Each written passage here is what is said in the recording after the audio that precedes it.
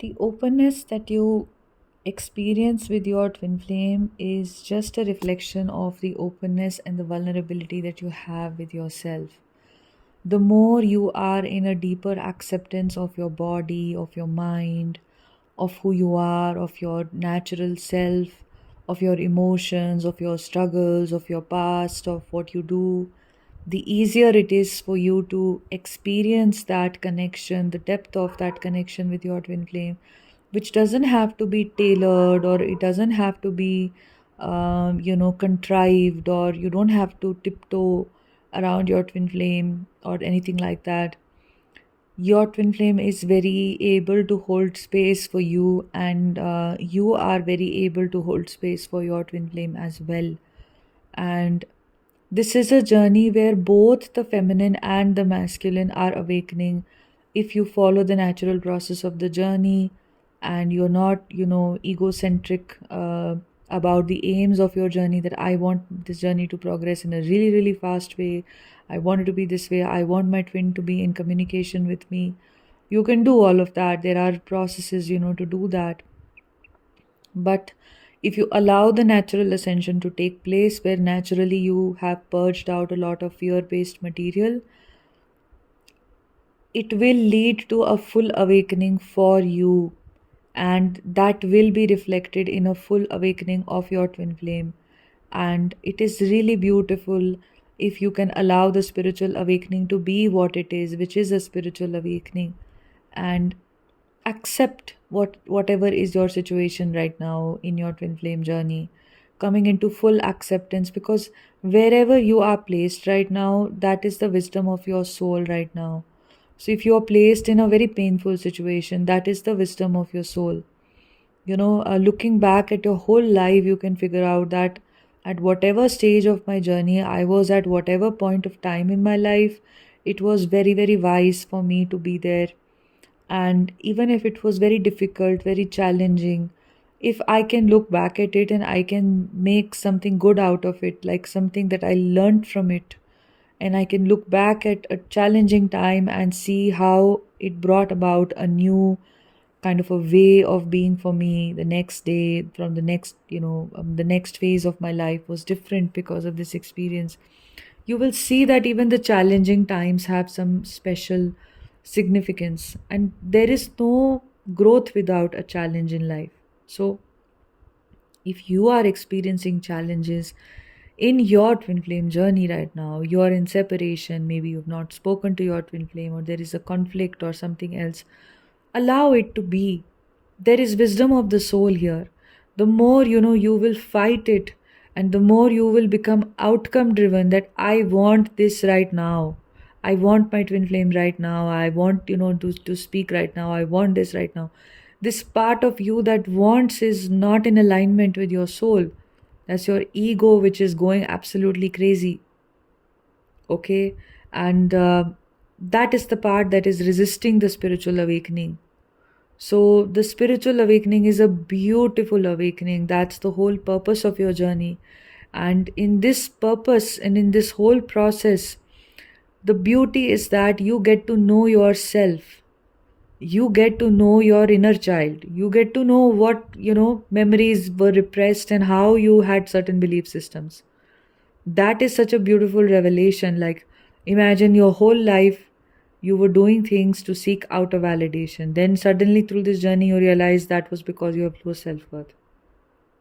Now, through exploring all those impressions of low self worth, you come to realize that there really is nothing low about me, there is nothing wrong with me. Imagine that kind of a realization hitting you, right? It's such a beautiful divine journey of unlearning everything that you have learned. And this is not just the learning or the impression of this lifetime, these are the impressions of past lives as well. So there is great wisdom in the ascension of this journey, in the process of each and every soul. Every soul has its own process of awakening. And knowing yourself through the journey, knowing the depths of not just who you are at the soul level, which is obviously the main thing, but also, you come to know yourself at the soul level by knowing who you are not. You know what I mean? Like, if I have false identifications through my mind about myself, and then I suddenly realize that those identifications are false, then naturally I come into the knowing of who I am. It's like an elimination method that you use, when you're answering MCQs in an exam. You've all heard of the elimination method. You have four choices. You know that you have to pick one. You don't know the answer, but you figure it out by figuring out what is not the correct option. So B, C, and D don't are definitely incorrect. So A must be the correct answer. That's how you basically come to know about who you are. Because the soul itself has no quality, the soul is just a witness, right? And if you must explain the soul through a certain quality, then the soul is bliss and its peace and its joy inherent. That's the inherent nature of the soul. So that's the beauty of this journey, that you know yourself so much, you show yourself so much self love, and so much healing happens of all these impressions of I'm not beautiful, my body is like this and that, I'm not worthy, I have to do so many things in life to prove my self-worth. You release all of these things and you're freed from this process. So it's an incredible journey of your awakening, of your realization. And the more you go deep within and the more you release all this nonsense, about being less, about not being worthy, about or somewhere something being wrong with you, the more and more you come in your power, the more and more you start accessing your higher self. Even in the wisdom of Tantra, it's simply happening that the Kundalini is rising up to the higher chakras. It is passing through the lower chakras. So, in the lower chakras are all these, karmic impressions that are stored, that are blocking the chakras, that are coming up naturally to be healed, to be released. It's such a powerful journey, and it is not even something you apply your mind to. You listen to this content or you listen to other people speaking of spiritual things, but really, even if you don't do anything and you can just fully allow the process to be what it is, you will get there. Because what did you do to meet your twin flame? You did not do anything, right? So this is just a journey of becoming your true self. And because when you are your true self, only when you don't have fears, you don't have insecurities, you don't have attachment to your twin flame, and you don't have that lower expectations and stuff that you usually have from soulmates and other people, when you don't have a low perspective on life, it's only then that you are at a stage of inner union, at a stage of holding space for your twin flame to come in the 3D reality as well. That inner union is not realized until the lower impressions are released from the chakras.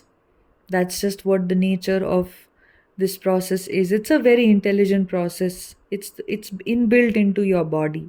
It's inbuilt into your system. So nothing to do here, right? And basically, you can live a very free life with your twin flame, freely expressing who you are, because you're not worried about them running away or them judging you, or and all of that.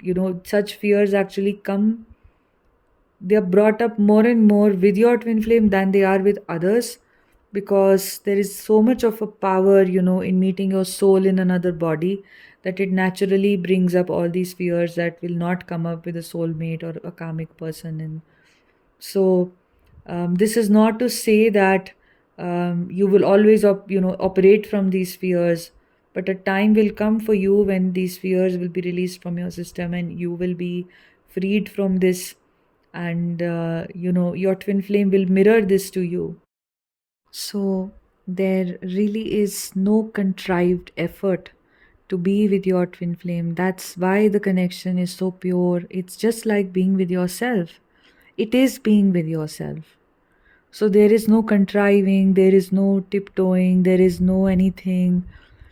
All of those things, when we try to be something other than who we are, we try to be more, we try to be more acceptable, more intelligent, more beautiful, more peaceful than who we are. This is all coming from fear or a space of self rejection.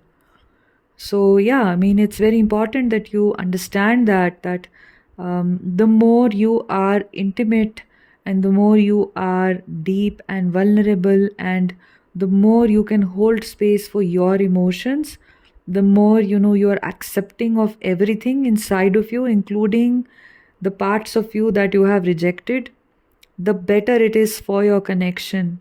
And this is anyway a natural process of ascension for you. Anyway, the ascension process is bringing you into very deep self acceptance and very deep self love, very deep love of the self. Okay. If there is no love that you have for yourself, there is no unconditional love for yourself, no way will you have unconditional love for your twin flame or any other person. So, very important to know that, to learn that, and know that it's a journey working for your favor. It's not something which is, working against you. If you wish to work one on one with me, if you need any assistance on your twin flame journey, I can definitely help you wherever you are, whatever stage of the journey you're in. If anything you're struggling with, and if you resonate with me, you can look at the sessions that I offer and then you can book a call with me. Sending you love. Take care.